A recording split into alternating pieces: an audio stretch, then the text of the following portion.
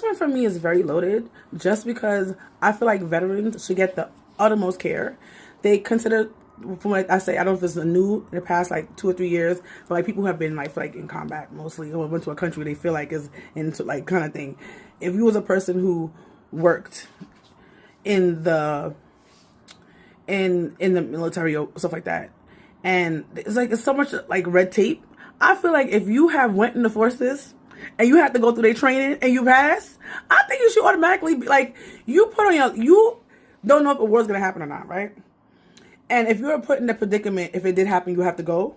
And if you're fortunate to not have to go to war, you're good, right? But I feel like if you went through all this training, have to do all these things, your family have to move around with you depending on where, things are happening. You have to uproot your life. Yes, a lot of people do it because they don't have nothing better to do. That sounds crazy, but they have nothing else going on for them, so they just do this to get kind of by. And for them to say, I'm done with you now, sis, bro. Fend for yourself in the world you weren't even part of for the past couple of years. It's crazy work to me. I don't know anybody who's in, like, that's not true. I know people who's been in the military. But a lot of people that, honestly, I know, other than, like, probably 1 or 2 people, have successfully gone out and have perfectly fine lives. But I know a few, and they have a veterans group, part of the other groups I'm in, who have not successfully came out of the military and just forces in general and came out to a better life. I actually interviewed somebody on the Hear Our Voices podcast, and when she came out, she ended up being in homelessness.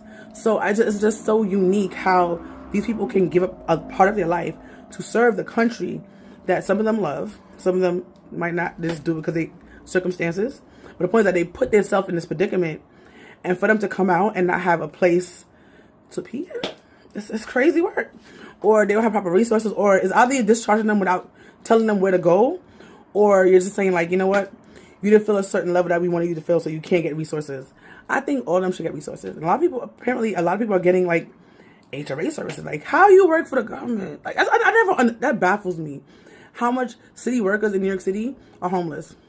That means people are not paying you your proper wages. Isn't that crazy to me? How am I working for the man, and the man ain't paying me? It's ridiculous. We need to do something. Who's working on these coalitions to get that together? Because there's no way I'm working for the city or I'm working for the country and I'm not getting paid enough to survive when I'm finished that job. Something is wrong. Something is missing. The dots are not connecting. What's going on? And this happens to a lot of people, and it's kind of like you said, it's very sad. But yeah.